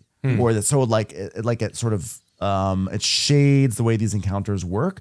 I understand that makes that like exponentially grows that book and makes it so much harder for the writers. But I kind of feel like I'm being teased a little bit at this idea that I have this like I max out on my villainy, but it doesn't actually impact too many things in the story. Here, I think maybe the thing that you're not maybe I don't know, but this game is set up in 3 acts. The actual like war between Mordred and Arthur emerges as the final act. So I think those things that are like the villain choices are really backloaded into the final act. I think you're growing, you're kind of emerging, your character and is then your personality, and then you get to the 3rd act, and this is more the time of choosing, and that's when those kind of like overt villain decisions of like, are you helping King Arthur here, or are you helping Mordred? Seem to be like, I think those were appearing a lot more in Act 3, if not exclusive. In the preamble to Act 3, it says like, are you going to defend? Are you going to help, or are you going to hurt? Like, okay. And I mean, you are encountering things like Morgan Le Fay and Oberon and King Lot, where they're dangling out these things, and there's real rewards for turning to the dark side. And to be fair, this is a massive book. Like I think 2,000 passages, something like that. 3,000. Oh, no, it's 2,000. No, 2,000. 1,000 to 3. Something like that. And probably less. I don't think it goes. Yeah, it does. It's not completely sequential. But what I will say is, what's interesting is that a lot of times, there have been some times where we were like, oh, we've had this passage before, but it splinters off in a different direction. Sure. We didn't go down even that if path. you've had it before, you never really know which way it's going to go. And also, like me saying, I wish my villainy, for instance, or my romance had a greater effect on like the storytelling. There's still so much of this book I haven't explored. Yeah. Like it's impossible. So like maybe it does happen, but it would be kind of fun if I felt like if those 3 stats kind of weighed and like affected your decision making a bit more than what I feel like I've discovered so far. The thing that's that a came quibble. up, this is a quibble. The thing that came up a lot of times in this game that I don't feel like we've really experienced is sometimes you'll go to a passage and it'll say, if you have a story token this, right, then go to this passage. And I feel like I've never seen one of those trigger. I think we've seen one come. We've gotten 1 or 2 of them in the past where we've received them, and then they didn't pay off. Yeah, I don't think I've ever seen it pay off. It's hard. You got to sort of. So what that means is that like sometimes you do a passage and something happens, and then you receive a token, like story token 3, and then you might read a passage later on that says, if you have story token 3, immediately go to here. Do this, which sort of ties events together, which makes it like a story. Which I love that they do that, but it is a little hard to I think you have to thread the needle and hope that lines up properly for that to work out. Like, I think one of the things we really kind of honed in on our second play was that there's a few quests where like you need to go to this place and you need to do a skill check, and then you kind of check that box, and if you're going to do that 2 times or 3 times, that's how you complete the quest. And by our second play, we were like, I don't really want to do those quests anymore, because what we really want to do in the game, the thing that is enjoyable, is actually like pick up the book, even if it's a random thing or whatever, but like you want that entry. Sure. Yeah. You want the story, you want the decision, you want a little bit of role playing, you want to be considering that. 100%. Everybody's sharing in that. There's somebody reading it, there's someone deciding that. So even if you're just a spectator on that, though, it's still, you're in your mind thinking compelling. what I would do, whatever, you're enjoying it. And so it is very much kind of an older school game where like you need to be able to enjoy that in the moment. And I think this is kind of what you were saying here is like, I want to like heartily recommend this game. I don't think it is for everyone. Yeah, no, like you do you do need to play this game with somebody who you'd also be willing to sit around and drink a scotch with, or listen to an album with for 4 hours.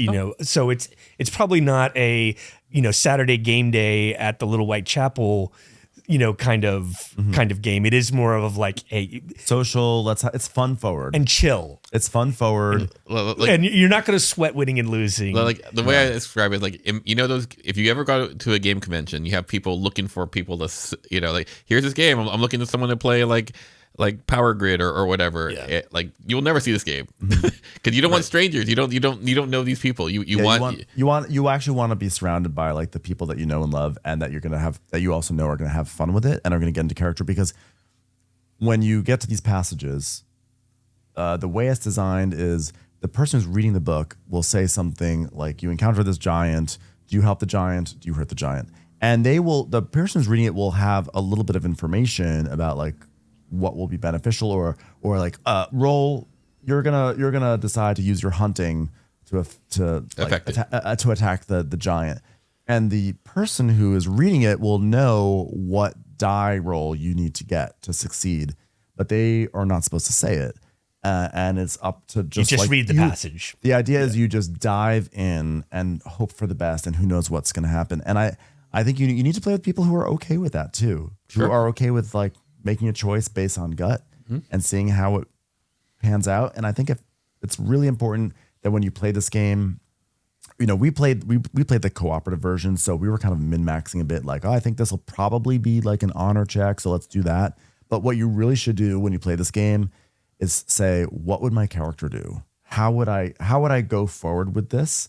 And maybe that's how things like villainy play it on affect vibes. Just play this game. Play on it vibes. on like, that's what we tried to do. Like say, my character is honorable. I think the honorable thing would be for me to stay back and help this fool in the woods, right? And that is the best way, because then you're just sort of you're really sitting in there and soaking in this character in a way that's like really, really fun. Yeah, like we talk about on this podcast about how games get to what it's trying to do quickly. Mm-hmm. Like, you know, and I feel like this game, like round one, like, you know, if you don't like what it's doing, you're not going to like the game. Yeah. Like I think you go like, oh, this is interesting. Okay. I'm here for the story. You know, I think that if you're looking to play something more typical board gamey, it's like it really will not deliver on that. What about also, I want to talk about two things. I want to talk about game length, but I also want to talk about how this game may be received by RPG players. Let's talk about length first, just because you mentioned it. The game takes place, as Trey mentioned, over 3 acts. You can play the game where you just play Act 1. Or you can play Act 1, Act 2, or you can do the full game, Act 3. We did all 3 acts today as a cooperative game.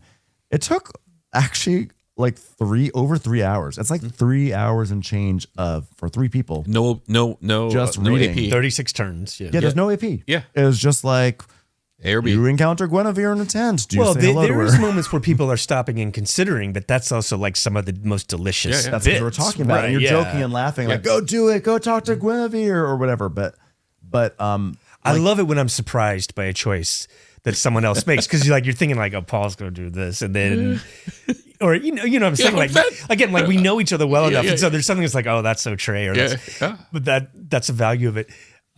Did you finish your thought? Because I was going to talk about how like we actually chose this, because I feel like this game is almost like not on the BGG radar. Like this is a little outside our normal frame of like games we play. Like it's a WizKids game. Yeah. Well, my point was going to be that this game is, I feel like if you just do the short game, it's not fulfilling, because you get 4 turns and it's over, and it's you play for like an hour and change. But I feel like you end the first act and you're like, I want to keep going. You want and then you do the 2 acts and you're like, well, I need to get the 3rd act. But by the end of the 3rd act, you're like, this has been going on for a long time. And like I did feel we've done all 3 acts before, and in both games at the end of 3 acts, I'm like, okay, like it's a weird conflicting thing paradoxically, where I'm like, I'm ready for this to wrap up. This has been going on a long time. We've been just reading, and you see the excitement of reading the passages sort of starts to diminish a little bit. Mm-hmm. But at the same time, I'm always like, but I want to keep going. It's a weird thing, and like so it is a little bit long. It's like the end. It's like when Japanese people are supposed to eat, they stop at 80% full, and so like I think it stopped you at 80% full, where you're like, oh, it's going down, and but you can still eat more, and that's how I feel like, oh, I could actually play like 2 or 3 more rounds, like without it, but it makes you still go. I didn't feel like it overstayed its welcome. Not at all. And some of it is like, you have 12 rounds, and you are trying to stick the landing of your ending, and it doesn't always work out. Like that's fine. But I more wonder, like, I think this has a good replayability. I'm not going to play this 20 times. I think it's also good to pace it out. because if you play, I think you play it too close, you don't want to risk like. It's a good once a year. It's a good once a year game. I could even see it as like a once a month. Like, but I think you don't want to risk too. Like, I don't think you want to know. You don't want to memorize too much. You want to always be like, oh, this. Like and you did the thing. Sorry, Paul. Yep. So you did the thing which I appreciated, which is like I got a certain quest at one point, and I recognized immediately. It's like, oh, I know this one, and you were just like, well, let's just do a new one, and that was great. In fact, I think the quests in a weird way sometimes are the weaker parts, as you mentioned, because just to sort of elaborate on that before circling back to what you were bringing up before, Trey, which is that like in this game, when you're moving around the map, if you can just wind up in a random, like on the way to your quest, you just are in a swamp or whatever, and you have what's called a standard encounter, and that's when you go to the book and you go in the splintered path of encounters. But when you do a quest, like you said, you get to a location, you do a skill check, and if you fail, your turn's over, and then you'll do it again. You get a plus one for when you need to succeed next turn. And when you succeed, you get an outcome. It's always gonna be the same outcome, and like, and that's cool and it's fun. I almost wish those didn't exist. Yeah, I feel like it's just way more fun to do the choose your own adventure stuff more. Yeah, and so I think I almost wonder, like, does some of the game lose a little bit of its thrill for me in the third act, because at that point we have so many quests and we are so statted up that we sort of like arrive at a quest and we kind of almost always win those quests. Like I found. Is that what happened? Well, I feel like you win a majority of them. There were not too many times where you're like, oh, I failed this time, I have to go back and do it a second time. Yeah. Right. I've never failed a quest. I also have never gotten. You failed we had one that was a difficulty of 2 plus the location number, and you went. That wasn't a quest. That was not a quest. But you can fail the quests. Were like, I remember the one that really offended us was I think the first time we played, somebody got one where it's like, kill the pirates. That was me. And you had to go to like 3 different sea locations, and every time it's just a skill check. And if you fail it, you're getting a +1 when you have to do it again. And like that was incredibly. And that's the thing, all the quests are kind of like that. Whereas if you fail a standard encounter, you get sent down a different path, and it's like really fun. Whereas so I just think that I'd much rather be accursed. Yeah, actually, yes. I'd much rather be unhorsed or something interesting. And right? And like and like there's also an element of this game. I swear we'll get back to what you were saying before, but there's an element of this game where you can play with a module called Grand Quests. Mm-hmm. And those are supposed to increase interaction, where we're kind of like race. It's an overarching thing, and we race towards things. And we did it, and the interaction was up, and I really liked that. But it was the same thing where you sort of arrive at the Grand Quest, you do a skill check, and if you pass, you get an outcome that we actually, like almost all of us get. And it was like just like I appreciated how it improved like the gameplay, but it took away from the narrative play a bit. So I think what we just figured though is like it might actually shorten the game. It does shorten the game. Yeah. Because, each time you do open You're not doing 36 journal entries. You're reading so many things. Yeah. And so I think it is probably there to sort of like keep long. It going. Sometimes they're long. The entries are long. Some of them are really long. But that was the thing though, it's like when you turn, it's like, oh, this is a long one. You're like, oh, okay, let's do this. But I'm ready. Yeah. So the story of how we got this game was we were in Geeky Teas, and I had mentioned like that I had been on the fence about buying Tales of the Arthurian Knights. I'd played the original one. I didn't have a great experience with it, but I've always been fascinated by it, and I've always heard it's a little up and down. And I was like, I played it at a game cafe, learned the rules there at the cafe, and so it was not the perfect place. So, and I heard that this was like fixed everything with that one, and so I'd been on the fence, and I said to you, Trey, like, I want to buy this game, but it's really expensive. I don't know if it'll be good. And you were like, why don't we split it? So we split it. Yeah, I remember it even more like you're like, oh, I'm on the fence of that. I played the first one, I didn't like it, and I think I saw it, and it just was like, oh, I want. You mean a 50% discount? And I was like, I'll go in for half. Yeah, and like sold. Like, yeah, because I was like, for $80, I was like, I don't know. It's also a big box, and I was like, I'm trying to, like, I'm running out of room. Yep. But like, you might like, you could fit so much more Calax in here. But like for $40, I was like, I'm in. So I really liked it. But you said this isn't really on the BGG.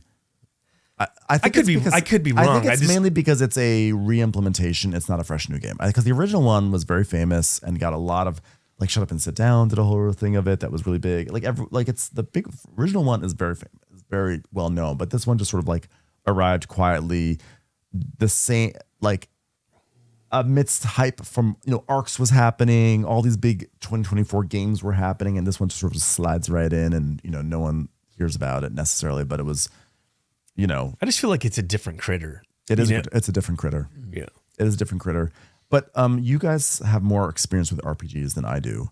So my question is, like, does this game, if you're an RPG player, does this game frustrate you? Because it's like gives you a taste of RPG without all the glorious world building stuff. I would not really say that if you are trying to play an RPG, this will scratch that itch. Like I think there is some like putting yourself in the position and like playing a role a little bit, but it's really light compared to like Dungeons and Dragons, Blades in the Dark, whatever you choose to play. I don't think of this as an RPG to me. Yeah, it's too restrained in that way. Yeah. It's super accessible. 100%. I think the issue will be how much do you lean in almost on your inner dork? Yeah. And like, are you going to do the voices? You have to do the voices. Like, are you going to do the voices? Or are you going to do a dramatic reading? Like, if you were just playing this and just cranking out the text to get through it, it's like you're do not bother. Here's how I thought about it. Like as we were talking, I was like, oh, if this were an app, would I want to play this at all? And the answer is absolutely not. I need my friends to be reading the passages. Yes, right. Like there's no version of this where you have you automate it or anything. Even if you have the best voiceovers, like it's not. No, that would be completely beside the point. It's like, no, I want to hear someone try to do their sorrowful dwarf. Yes. That's right. Like all that stuff. Or their noble hermit. And then, by the way, there are all these names that have these crazy spellings, and they have a giant pronunciation glossary, which I love to correct people on. That's like my favorite thing. But there was some moment today where I was reading a character and I'm doing a voice like this. She said, "Oh," and I had to immediately switch to something horribly corny. But like you are just reading it and you're discovering it for yourself as you're reading, and your performance change. And so I feel like it needs to be an embarrassment-free zone. I think you have where to you perform. just dork it up. You have to perform. I think you have to say, I want to make people laugh right now, or I want to entertain people, or I want to like entrance them or something. But I think if you just sit there and just read it, it might actually be a little dull, because like there's magic in being silly and doing these voices, and it's like, and if the writing wasn't as good, this game would fail. The writing is like, I think like we cannot underline enough like how good this writing is. There's like, care put into it. There is. It's really it's like it's very, very well done with that writing. Did you guys think so I mentioned the co-op. We both all mentioned the co-op. Do you have any thoughts on the competitive versus co-op experience with this game? I don't think it made a whole lot of difference. I actually prefer the co-op. I think I like the co-op too. Just the difference was in terms of mechanically, when we were playing competitively, another player can position your quests in such a way as to make it more difficult for you. Right. And that can be not great, where it's something like, oh, I'm going to place this all the way across the board, so you're never going to be able to finish this. But then you get to have more of the fun encounters on the way. Well, right. That's the thing. Is like you kind of learn, it's like, okay, I have to traverse across the map. That's not so bad because I'm doing the things that I want to do anyway. But here, at least, it was kind of like random in terms of where stuff went, and that could go against you, and sometimes it didn't. But it maybe the vibe. Would you say like the vibe's better in co-op, because then it's not like I'm not trying to see Paul fail, and there's no artificial sense of like oh we're competing. Well, although I did have the most points. you did very. You carried us, and you know what? I'm totally fine with that. Yeah. Like are you fine with it, Ben? Yeah, I had no idea why, though. I don't think I made like especially good decisions. It just I don't either. A dog died on my watch. It just worked out on my watch. And your character was more interesting. Yeah. Well, but Ben had the best character. I'm just this cunning tracker. Yeah. I think the co-op part didn't really, for me, kick in until like really the last act, and I was like, oh, okay, how many more points do we have left? And to be fair, started making more decisions on like, what's the best way to get reaching points? Our target. Yeah. But like. But yeah, I actually, oddly enough, liked the co-op a little bit more. For me, it's like thematic. Like, you don't, unless you're like, what you call it, Mordred, like, like here are the Knights of the Round Table. They don't want to like, trip Galahad. Oh, you're going to get the ground. Nope. I would let the noble villain speak for himself there. Yeah. I don't know. You know what I would like a little bit more of this game, that the original one did have, like the original one had a few more belly laughs. And this game to me, Arthurian Knights, works best when you have those statuses that get attached to you, where it's like when I found myself suddenly betrothed to this beautiful woman, and then suddenly I was betrothed to this hot guy heir, you know, like I was having my heated rivalry moment, you know. He was a hockey player. It was so bizarre. All the time. And there's like 30 of these conditions. There's a lot of these conditions, and I feel like the game is really funny when those conditions get added, because when you have a condition added, like your character for that moment, for those rounds, is sort of bespoke and unique, and it's like contributing to the storytelling. And like, you know, it's fun getting your little stats. It's fun to be like, I'm very honorable, or I'm like, so that does add to your story, and it's fun getting the villainy. But like the original one had, like, it was so chaotic that was in a way that could be really bad, but when it worked, it's just like when I've seen playthroughs, because again, I've only played it once, but I've seen playthroughs, or when I've read people's testimonies about it, it's like, oh my God, there was this, and then this guy got turned into a woman, which apparently was that's, you know, an outdated thing, but like there's the twists and the turns. And I would just like a few, I wish I'd like a little zhuzh on some of the things of, it's not a very serious game. There's a lot of humor in the passages, but I almost want funnier twists and turns for my character that like last throughout the game, like some lasting effects that are like hilarious. Like when you lost your horse, you're like, this guy is on it and doesn't have a horse. Like that's funny. A night without a horse is no night. I would like some just like things that get stuck on you that don't make the game more chaotic for you, but just are like obstacles. Or it's like, this is your thing. And it's like, my character is now like a carpenter, or like, yeah. But it does do that. Like you can become a king. Yeah. You got married. You know, I want more of that. Yeah. I want more of it. I think it kind of delivers on that, I feel. But there is certainly a certain amount of randomness. And it just kind of like every single time we played it, though, it's kind of worked out. And like, it was a great moment that, yes, a griffin ate my horse when I failed to, successfully sneak up to. Just to be clear, it wasn't your horse. It was your, like squire. But then I became unhorsed, so it was like that was the way they deal with that. And then when I met up with the Rainbow Knight and her sister. And one of my options was closed off because it's kind of like I loved that. Yeah, I loved that. We need to go race over here because, like, well, I don't have a horse. So there's like a narrative consequence. Like, if you were unhorsed, you can't do this. So. Maybe that's what it is. I love those moments where the narrative consequence worked out. Where it's like, oh, because you lost your horse, because you for some reason decided to plunder a griffin's nest, then that seemed very reasonable. They have been plaguing our land. If I had tried to fight the griffin. You were just trying to steal its treasure. But then you encountered I did use one of my retainers as a distraction. That's right. It literally said, like, as you could hear him scream. Yes. And then on the heels of that, you encountered this Rainbow Knight, and then you found like a piece of rusty armor and stuffed it with hay. And we're like, hey guys, I killed the Rainbow Knight. And it's like, no, you didn't. Like, you were totally inept. But like when you tell it back, it does tell a really funny story. But I guess the stuff that it does does so well that I almost get greedy and I want more of those things. But I mean, like, I guess we could wrap around to final thoughts, because I feel like we've sort of inherently discussed theme and interaction. Presentation looks great. Yeah. The book is wonderful. As somebody who totally nerded out as a 12-year-old on Arthurian Knight, it's amazing how much of that stuff came back. It makes me actually want to dive into. I don't know much about the Arthurian Knights. It actually makes me want to explore them. But like there's stuff that like I didn't even know was stuck back there, because like at some point, like you go to you went to Camelot. And they're talking about, like, suddenly, there's a throne. And I'm Trey like, just goes, that's Siege Perilous. The Siege Perilous. And both Ben and I go like, huh? Excuse me? and then I go like, the Siege Perilous. And like, I was like, nerd alert. Nerd alert. Now, excuse me while I go back and vying for the love of fair maiden who wants sovereignty. It was nice to kind of be able to have all of that stuff just unearthed from my brain. And there was also like a nice moment later on where I think I was suggesting something and I was totally full of nonsense, and you were like, is that true? Because I had gained this credibility of like, Trey knows his Arthurian Knights stories. So my here's what I want.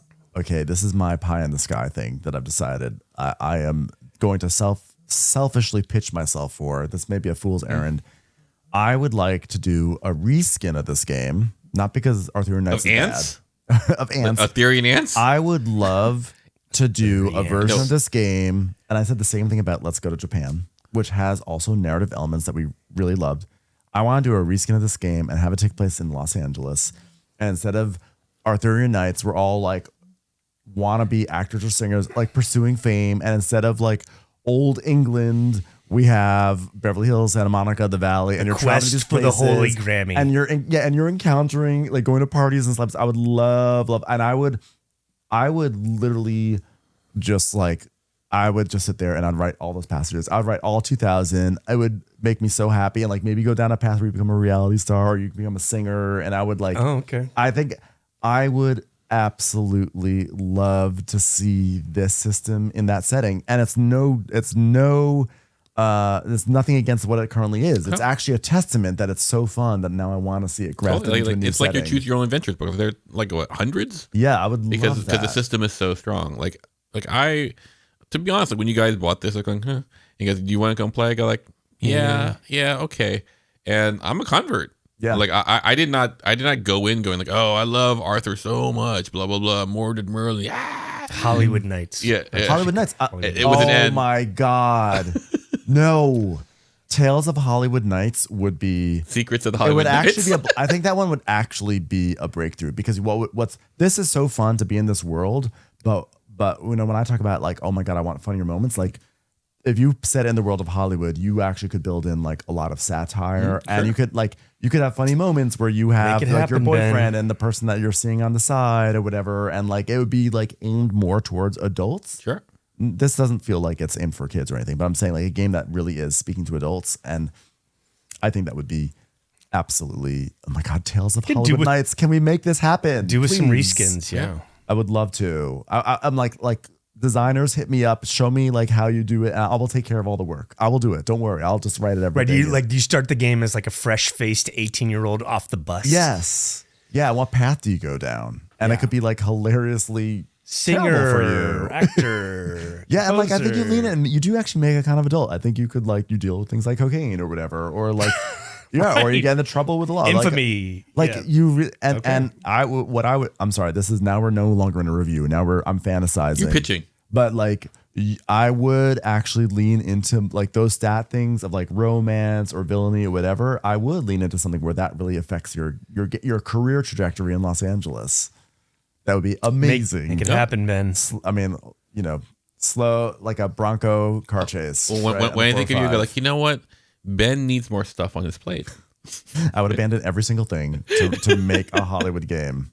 Okay, I would. Yeah. I think it would be. But the point is, this is such a fun system that like I think probably a lot of people could play this and be like, oh, I would love to see this in the Renaissance, or I'd love to see this in, 1920s America or something like that. So yeah, super fun. Yeah. Super fun game. I think we all three of us are heartily recommending this. Like with the caveat of like, I don't think it's a game. It's not a game for everyone.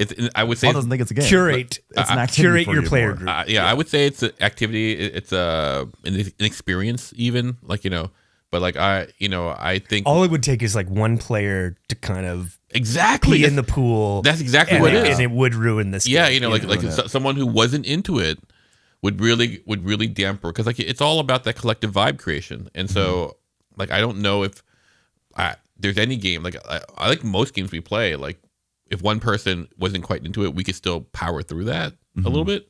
Where this is fragile in that way. You have to have the right. Is it weird to say? And this may be a hot take. Tell me if it's totally crazy. Is it weird to say that like in some ways this game feels like narratively is trying to do what? Narratively it does what Oath is trying to do. Oh, I don't know. Maybe. What were you gonna say? I was gonna say like this is like a different version of wavelength. Like if everyone could be on the same wavelength, this totally different. Yeah, but like I truly I don't think I've played with you guys. No, here's another version. Another game that had the same vibe of this, not the same vibe, but like that needs the vibe synchronicity. Captain Sonar. I haven't played that. Just in terms of everybody needs to be on the same page. Exactly. Yeah. Like like it's an experience. Is it a game? Perhaps more, but I would say that's more like a simulation kind of thing. Yeah, you don't want to take that one too far, just because like the pressures of Captain Sonar, at least on my nervous system, do not equate to pleasure. Yeah. Whereas like the thing that really recommends this game is like at one point I think I had like 3 negative conditions. Like every time I rolled the dice, I was taking you the lower. You were like a toning. I was on horse, so I was moving slowly. You were in a bad place. But that's a plus. But it was also kind of like, but it was great. Yeah, that was a plus. So like, that's the difference. It's like even when things are sucking, technically, it's funnier. It's actually fun. It's honestly, I actually like failing the missions in this game more than succeeding. I can see that because I think the consequences are funnier. There things happen to you, and seeing how they interact and affect the story is actually a little bit more interesting than like I got some destiny points and my wisdom went up. It's funnier for me to be like, oh, I tried to do this thing. I failed at it because I was going to attack with my sword, but instead I used the stick. And now someone died, and I'm despairing, besotted, or I'm doomed, and then I'm not doomed anymore. And you know what? All of a sudden, I'm telling a story that's not part of the game where I say, well, I was despairing, and then my wife, who is good with wisdom, says, you gotta, like, it wasn't your fault. You gotta save something here. And I'm like, you're right. I'm no longer despairing. And that's not part of the game. That's just me creating a narrative because the game is giving me tools. It's interesting you say that because, like, I think I agree with you as far as, like, I don't actually care so much about winning. In fact, like, because it's a night and it's a story driven, like, I'm more interested in overcoming.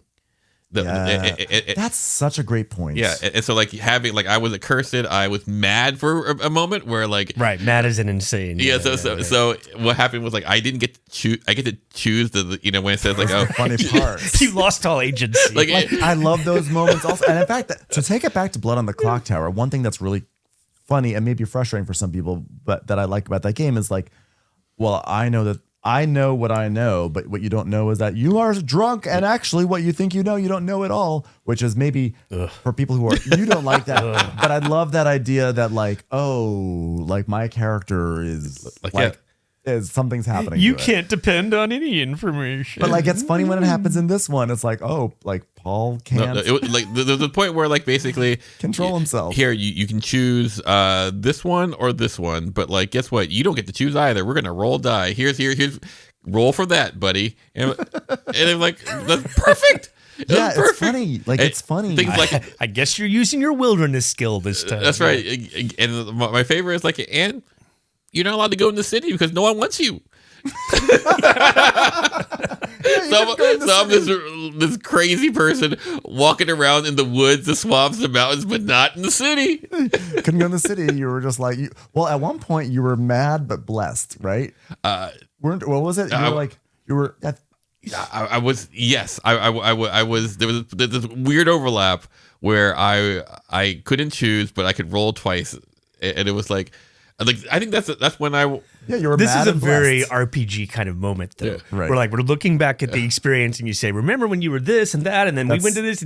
Like that's how people talk like about their best role playing game experiences. So and I think it checks that box of like, did this create your memories? Like that's often the your metric is like, did this thing create memories? Yes. Yes. But I think I can imagine some people like who would say this was fine, but I would rather play an RPG tonight. I would have rather spent that time playing an RPG. So I think you also have to be much more honest, accessible. but you have to be honest with yourself about what you want. Yep. Because if you love RPGs and you are like if you're pining to play an RPG and you're like, well, this will be good because it might be a good like taste of it, like you might find yourself. Okay, but like one difference is like we completed like 36 turns here. Like 36 different little mini adventures. Like when sometimes we go and play an RPG, not that we've done it that much, we might have like, what did we do that on Tuesday? Well, we had that giant beetle fight. Yep. Yeah. That was kind of it. Yep. Right. With the exception of when the three of us played Blades in the Dark with David, and we had the most sensational, wild, cinematic experience that was still remember to this day. Scorsese worthy. Yeah. But you're right. You're right. Because when we played an RPG recently, it was like we went to a town and there was like a the plague and we went to a mountain and there was a bird thing and we attacked it and it was like over and that was it. Whereas here we have a whole thing. You get the arc. It's a whole movie. Yeah, like, we got the whole arc of 3 different characters. Like, right. You got 3 movies. Yeah.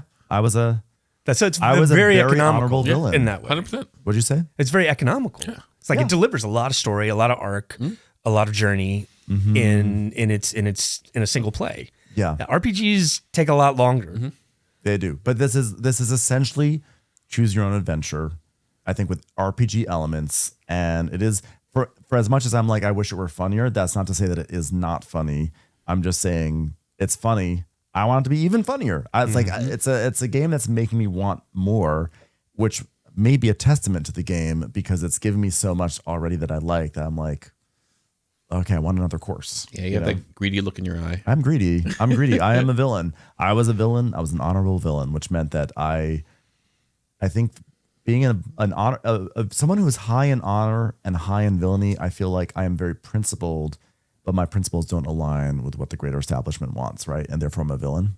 There you go. I love it. That's what it was. Okay. Because no one accepted me for the fact that I had a beautiful wife and a beautiful husband. And I was like, you know what? You will rue the day you made fun of my unorthodox living situation while I pursue the Holy Grail. Love it. Love it. Did you find the Grail? I didn't even come We close. collectively. Well, no, actually, I guess. No, Paul. I don't know. At sea. You did it at sea this time, right? Paul encountered the Grail. I was dealing with a dog situation.